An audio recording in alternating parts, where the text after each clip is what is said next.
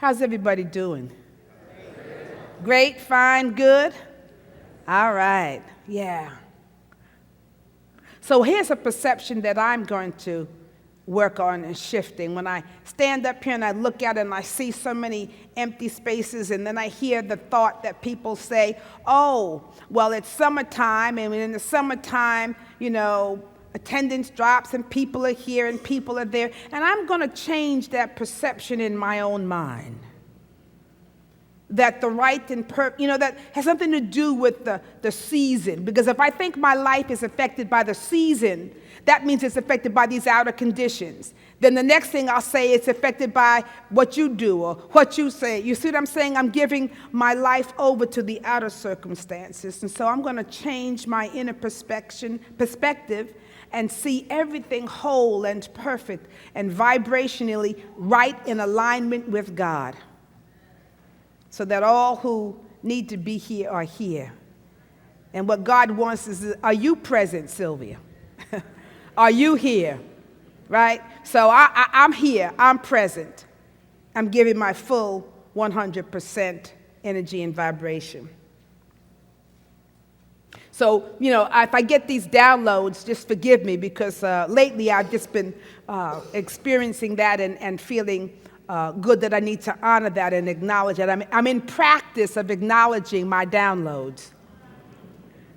Because I've been, for years I've ignored them. And so now, what happens when you ignore a thing?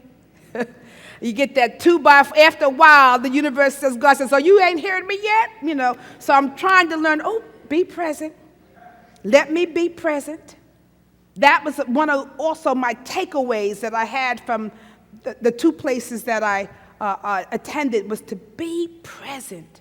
Practice being present. Because so often I'm off in here and I'm thinking here, and I know I got work back here, but yet I'm over there. I'm trying, And I was, I had two different suitcases, because I had one was a conference and one was another thing, and I was going to Colorado, so I had to pack warm things plus comfortable things, and then I had my convention stuff, and I spent the whole time looking in the suitcases for stuff, earrings, and and it was all because I wasn't present. I'd put something away and I say, okay, now I'm putting this here because it's important. I know I'm putting it here. I'd put it there, and I don't know what would happen, but a day later I'd be like, well, now where is this thing? I know I had it. I know I put it someplace important, And so then it was like, be present. That's what this is about. Life is about being present at this moment in time. Well, we are getting ready on Thursday to celebrate the 4th of July. And it's a time or a day in which we celebrate our independence. We're celebrating our basic freedoms, our basic rights, as a people. And whenever we have a holiday, I always go forth and I try to look at, the original documents. And while we may not be familiar, I actually hadn't sat down and read the Declaration of Independence in a while, and it had a whole bunch of legalese in it. And I was like, oh, okay, I have to decipher this. But there are certain a phrase in there, certain sentences that we are all familiar with. We may not be familiar with the whole Declaration of Independence, but we are quite familiar with these particular words because they've been quoted many, many times. And it says, we hold these truths to be self-evident, meaning nobody else has to tell you this, right? That all men are created equal, and that they are endowed by their Creator, meaning nobody else can give you these things, that it's given to you by what? By your Creator. So we hold these truths to be self-evident, that all men are created equal, and that they are endowed by their Creator with certain unalienable rights, that among these, which means it's not just these, there are more, but among these are life, liberty, and the pursuit of happiness. Now that to me, as I looked at the Declaration of Independence, that is the sentence or the paragraph that carries the most meaning in that declaration, because those last three words or principles of being are very powerful, right?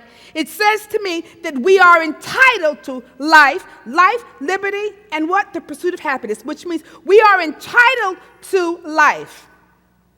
We are endowed with it, and that it was given to us by what? By our Creator. And not only are we entitled to this thing called life, but we actually are entitled to have a decent quality of life. Not just life, but a decent quality of life. Life that has liberty and life that has the pursuit of happiness. So meaning there must be some other qualities. You're not just sitting here being a bump, on a log or whatever. That we have somehow the ability and this right to have and experience a decent life, a good life. And we are endowed and entitled to what? To liberty, life and liberty. Liberty meaning that we are endowed to experience freedom within the life that we're living. A sense of freedom that somehow within the soul, the heart and soul of us as human beings is this call for freedom. That every soul wants to be free. And that, again, it has nothing to do with any outside gift or outside person, that it is a part of our spiritual essence and makeup. And, of course, that we are entitled to what? To the pursuit of happiness. Now, I like the way it says the pursuit of happiness. Well, but we are endowed and entitled to this pursuit of happiness, which to me, it says, I see it as we are free to pursue happiness in a way that enhances our life. If I'm going to break it down, that we are free to pursue happiness in any way that enhances our life. So we have life and happiness and freedom. But so we're able to do that short of course, without any harm or infringement upon the life, liberty, and pursuit of happiness of another being. Okay? So we have that right as long as we're not infringing, I'm not infringing upon your right to life, your right to pursue happiness, your right to gain a sense of freedom. See, and that's where we get in trouble, because we always think, well, if I'm pursuing my life, it means I have the right to eliminate yours or to affect yours, or my happiness is only coming about because of me, but if I want to infringe upon your happiness, I can, because it's making me happy. No. It's all contained within ourselves. We have this right to life, to liberty, and to happiness, because it's all an inner state of mind. It's an inner state of being. But I don't have a right to take your life, take your liberty, or your right to pursue what makes your life happy. So we're looking at all of this. And as I was listening to, all the things, the debates, and where we are, and it was kind of refreshing to be up in the mountains because I couldn't get good reception. So, and plus, at the advance, we were up early in the morning and, meditating and doing so. It actually felt good not to be, so in tune to every little thing that was taking place. Because with all that's going on in the country, I really want to encourage everybody to really take some time to reread our basic founding documents. Because I'm a wordsmith, and it's really good at this time for us to be familiar with, well, what is it that we are standing on? What is it that, what are our basic principles? Whether it's the Constitution, the Bill of Rights, and the Declaration of Independence, that somehow we need to familiarize ourselves. I remember fourth grade, history and civics, but that was a long time ago. And what we have a tendency to do is because, somebody else is taking care of these things for me. We should all know, because this is what we are standing on. These are the ideals and the code of ethics for our nation, for our country. The code of ethics, the way in which we are to operate, and the way in which they are the guiding principles that make our democracy work. It's the standard upon which we are able to hold ourselves together as a society. And so we should all know, because we are all a part of this whole. And I'm thinking, well, what about me and what about you? Do you have ideals or a code of ethics by which you operate and stand upon? Or do you have behaviors and values and principles that you live by? And that help to make your life work? And I was thinking, this is another download that I got earlier this morning, that wouldn't it be good to really sit down and say, what's your code of ethics? What's your bottom line? How do you operate? What are you standing upon that makes your life work? What's the character of your own being? See, those things talk about the character of our nation. But what about the character of your own being? What's your code of ethics? We might say, well, let's see, it's good to be, an honest person. Yes, that's good, but do you live by that? Is that actually a standard that is a code of ethics for you, so that it is guiding you throughout your life? So when you're at the office, and, you go into the supply cabinet because you need a pen, do you take the box of pens because you need some pens at home? But see, we're laughing, but that little thing that we do has an effect on, well, am I in alignment with my code of ethics that says I need to be integral in everything that I do? See, all these things, if I say, well, do you believe, like, do unto others as you would have them do unto you? You'd say, oh, yeah, I believe that's a good concept. But do you live by it? Is it a guiding principle so that your actions are reflecting the foundation upon which you're standing principally? See, and so I thought it might be good to have a code of ethics. What's important to you and how do you function? What are the things that are going to make your life work and that you hold your own self accountable to? Because when you don't have standards and when you're not in alignment consciously with the principles that you hold dear and sacred, then your life begins to, spill into gray areas. I'm good over here, but not so good over here. I believe this over here, but I really don't believe it over here. Or I say this, but I do this. And all of those things, saying this and doing that, or thinking this and feeling that, when they're in opposite, it tears up and destroys your consciousness. You then are not a good manifester because you've got mixed messages going on. You're not in alignment with your own self. Sometimes your desires aren't even in alignment with what you say you believe. So we've got to take a moment. This whole time that we're living in is a time for us to be present, to be conscious, to be clear, because the vibrational level that is on the planet is demanding that. So take some time. Sit down and think, what's my code of ethics? How do I want to operate my life? Because once you're clear and you begin to live in alignment with that, it will speed up because you're in alignment. No mixed messages going on. This is very important for us to think, how is your life working and what do you need to do?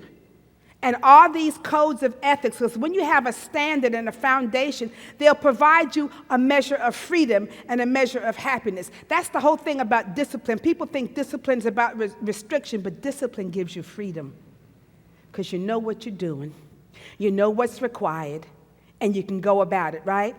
It's only when you don't know what you're doing and you don't know what's required that you have chaos.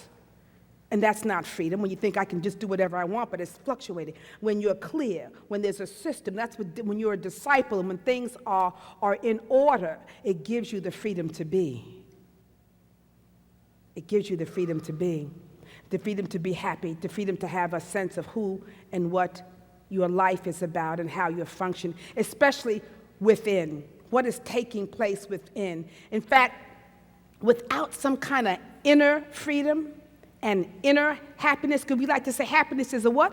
An inside job, right? We say that all the time. Well, that's true. Freedom also is a what? Is an inside job. I listened to a young man on YouTube the other day, and he was incarcerated, but he was talking about how free he was in his mind, how free he was in his own inner domain. And that, I thought, is so true, because you could be out here walking around in freedom and be bound up in your mind, imprisoned by your own thoughts and feelings and actions, stuck. Or you could be imprisoned physically but free.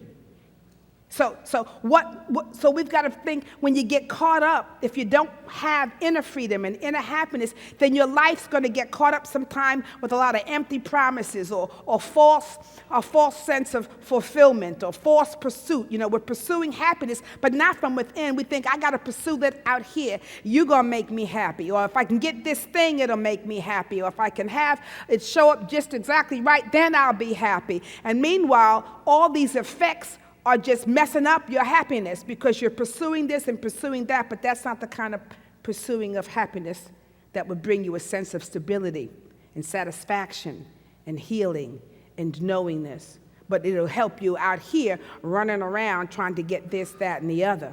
So what is the state of your inner world? See, we're looking at the state of the country, but what is the state of your inner world? Are you free, or are you stuck? Stuck in limitations within your consciousness. And so here are some tells to know whether you're free or you're stuck. You know you are free when. I like that statement, because you can put a lot behind that. You'll know that you are free when. And for example, I thought, well, how will I know something? All right, how about this? You'll know that you are free when you stop comparing yourself to other people. I thought, oh, yes.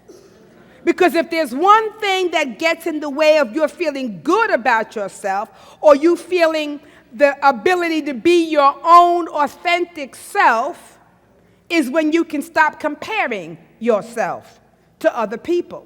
Because that gets in the way of you being you doing you, right? And because there will always be people who appear to have it all together. You know? I went to, when I was at the Evolutionary Leaders Advance, and I was rooming with Reverend Paulette Pipe. And, you know, a younger, not a young person, but a younger minister. And so we were talking and everything. She says, "Oh, I can't believe that I'm rooming with the great Reverend Sylvia Sumter." And I was like, "Girl, child, my room is messy. The beds are over there." I mean, you know. And she had a role too. She had something that she was leading a meditation too on this filming part, right? And she didn't feel good about something that was done and stuff. And I was like, you know, I couldn't tell, nobody could tell that you were going through that. And I said, and I have my moments. I had written out what I was supposed to talk, and then the two founders got up and they gave my talk. I was like, okay. So I had to be on the spot. I had to do it. And then I thought, well, I don't know what I said. It probably wasn't. So I went into my own self-criticism mode, right?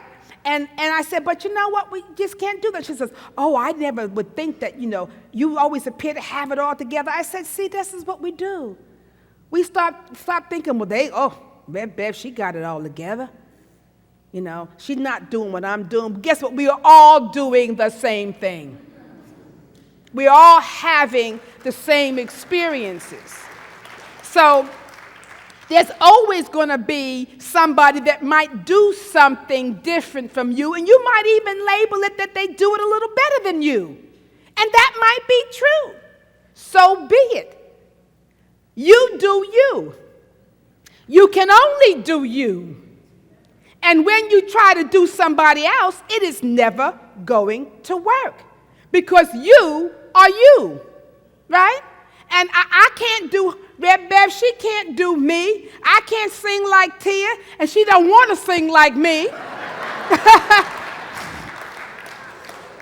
So that's not my forte. That might not be my forte. What I need to be about is finding, well, what do I do? How is Spirit moving in and through and as me?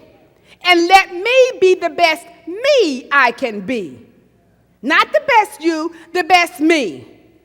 Turn to somebody and say, do you, boo. Do you, boo. Find out what you do well and do that. That will always be good enough. You know you are free when you no longer fear being judged by other people. Now that's a good one.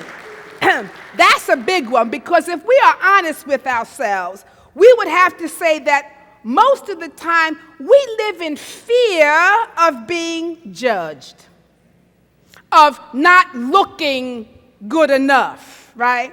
Or not looking good in the eyes of others, right? Or being maybe shamed or missing the mark. Well, what if I do this? What will they think about me? Or what if I look foolish? Or what if I look, I started to say unintelligent, then I said, no, what if I look stupid?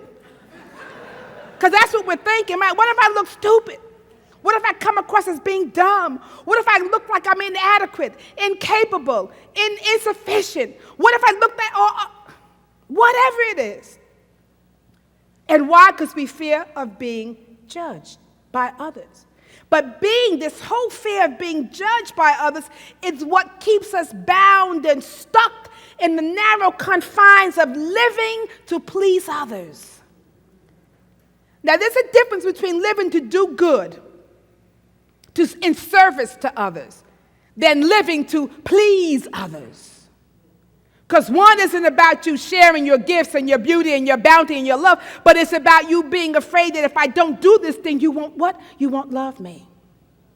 It's a whole different vibration and a whole different energy, living to please others. First of all, one, it doesn't work, because we've all known those people. You can do whatever you can do and you'll never please them. It doesn't work. And second, you lose yourself in the process. I'm so busy trying to please you, I don't know who I am anymore. I'm not in touch with my own sense and my own needs. And so I'm serving you from an empty vessel. It doesn't work. This whole thing about fear of being judged, Jesus speaks a lot on this when he was giving his Sermon on the Mount on judgment. And this is what he says. I'm going to read from the New International Version, and then I want to read from the Message, because I like the way the Message puts things. But the NIV says, do not judge, or you will be judged. For in the same way you judge others, you will be judged. And the measure you used, it'll be measured to you. Why do you look at the speck of sawdust in your brother's eye and pay no attention to the plank in your own eye?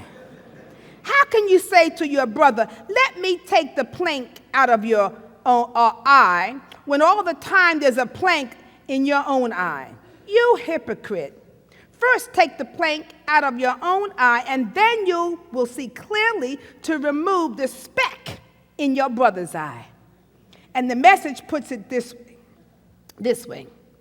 Do not pick on people, jump on their failures, criticize their faults, unless, of course, you want the same treatment. That critical spirit has a way of boomeranging. It's easy to see a smudge on your neighbor's face and be oblivious to the ugly sneer on your own. Do you have the nerve to say, let me wash your face for you, when your own face is distorted by contempt? It's this whole traveling road show mentality all over again, playing a holier-than-thou part instead of just living your part. Wipe that ugly sneer off your own face, and you might be fit to offer a washcloth to your neighbor. I like that. I was like, okay, now they said that, right? But you see, the reason we fear being judged by others is because we know what we think about others. And we know that how we are judging them in our own minds. And how we're judging them in our own minds, we surely don't want people thinking about us like we're thinking about them. Right? Because we know how we judge and what we think, and I don't want anybody doing that to me, yet we freely do that, what? To others and about others. And so we fear being judged because we know our own selves, how we'll take people through the coals and look at, oh, they got this, and look what they did, and oh, my gosh, and why they say that, oh, they ain't got that, blah, blah, blah, blah, blah. But yet we don't want anybody to judge us. We want everybody to see us as whole and perfect and forgiving and loving us and understanding that we're just human, I'm just, but yet we will offer that. So, if we don't want to be judged, Jesus says, keep it simple, don't judge others. So here's the thing. You can say you are free when you no longer fear not only being judged by others, but more importantly, you no longer have the need to judge others. You don't fear being judged, but you don't have the need to judge others. Now that's really the key. That's a biggie, because that's going to take, when you can be free yourself from this need to judge others, that's going to take a little awareness on your part. It's going to take some discipline on your part, because the mind has been conditioned. We've been conditioned to judge our environment, judge the people. And I'm not talking about making an assessment for our own safety. I'm not talking about, getting a spiritual download as to figure out whether this situation is a good one for you. That's discernment. You need to have discernment. You need to know when it's time to run, time to stay, those kinds of things. But I'm talking about making these emotional statements and judgments about another person that have nothing to do with really what's going on within you. So we've got to be able to say, can I free myself from this need to label someone or to judge somebody or to box them in and put them in a corner and say they are like this. Oh, I know them. They're like this. They're this way, that way. When we really don't know the whole person. We make these statements about people that we have no clue as to who they are. We pick up something and we just box them in. But when we are free from doing that, there's such a power and a deep freedom that comes within your own self. Because the measure you give is the measure you give is the measure you're going to get. But when you are free from this habit of judging, you're going to find that it's going to be easier, guess what? To love yourself. It'll be easier to stop judging yourself. It'll be easier for you to stop being critical of your own self and your own actions. And you will find more acceptance, not only from others, but you're going to find more acceptance of yourself, even your own flaws and your own shortcomings. See, we beat ourselves up, but when we can start being free, yes, I have flaws. Yes, I'm not a perfect being, but when you can be easy with yourself, it will enable you to be easy with others. And when you're not judging yourself and you're not hard on yourself, you'll begin to feel freer to be yourself. And not only to be yourself, but to take a chance to make mistakes, to grow into the beingness of who you are, right? And so you know that you are free when you're no longer fear making mistakes. See, because if you think I've got to be, I don't want to try that, I don't want to do that, what if, and how, maybe I'll fail, or maybe they'll laugh, or maybe I won't succeed, all of that stuff goes out the window when you are free to not only judge others, but free to make mistakes. Wouldn't it be free to live a life where you're not afraid to make a mistake for what others might judge? Now, again, I'm not talking about if you're a doctor and operating, on a place and you go, whoops, okay. Sorry. You still got to be accountable and responsible. But I'm talking about where, not in matters of life and death, but in those matters where you're really trying to just be the best you can be. And because if you think about it, when you're no longer fearful of making a mistake or being judged, you're going to risk more things. You'll try more things. You'll live more fully. You'll open up. You'll have more freedom and happiness because you're willing to engage without this fear of making a mistake, being wrong. Oh, what would happen if you're wrong? Right? So I'm getting comfortable. Oops, I was wrong. Oh, that didn't work. Oh, yeah, I didn't give the best talk. Oh, I didn't have the best experience. Okay. Oh, well. But it's not the end of the world. And if I could really begin to feel that, I know I'll be free because I'm not going to be fearful of living my own life and doing my own thing. And when I can be free of comparing myself and judging other people and making a mistake, then all of a sudden I have more room. There's more room. I no longer, you're free when you have, when you can be free to forgive yourself and others, to give the truth for. Because here's the thing, forgiveness is someone has said that it's a permanent way of being, not just an occasional act. I think it was Martin Luther King said it's not an occasional act, but a permanent state of being. But then when you're free, when you can just forgive as a what? A permanent state of being. It's the way in which you function. It's what happens, which means I love it because life is fluid.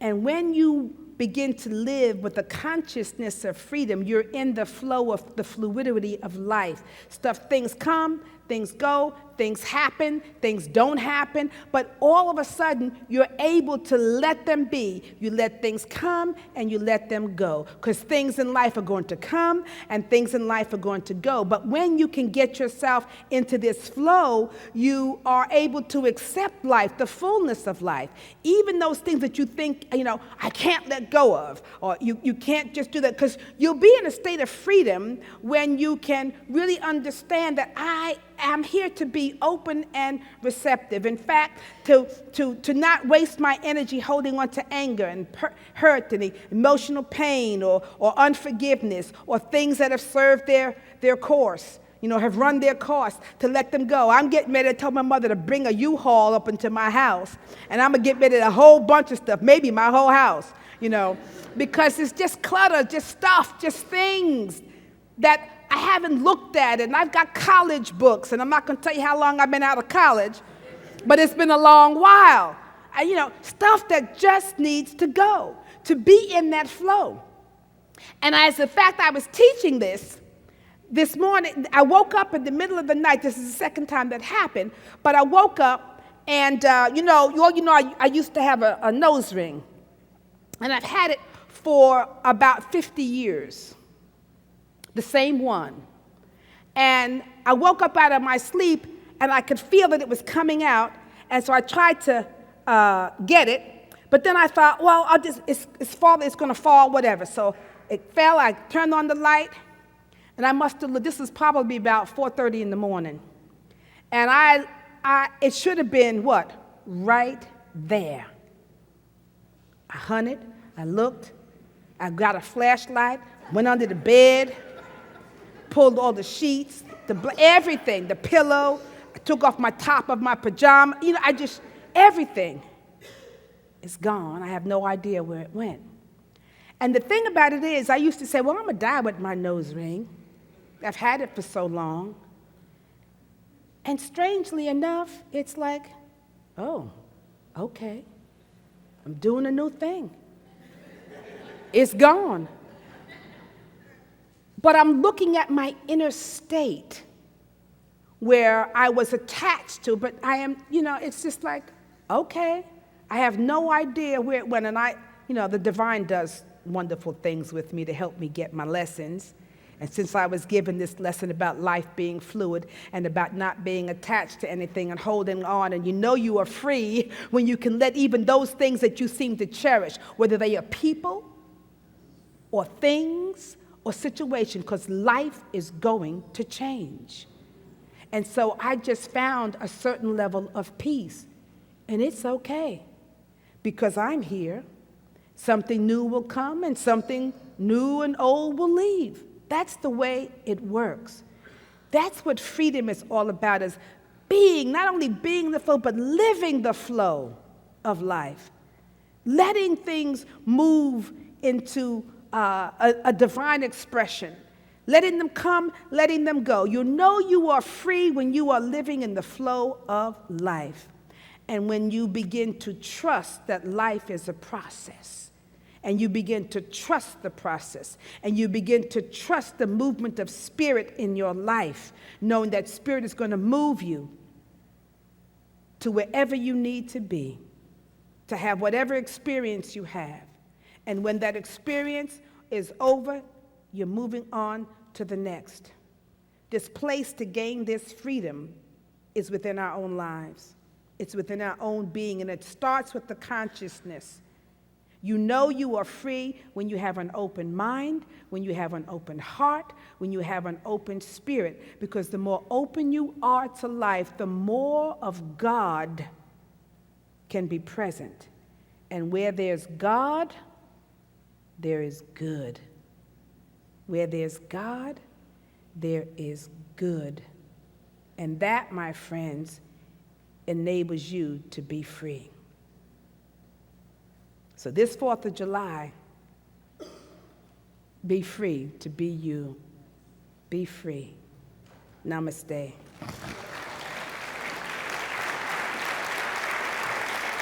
Namaste.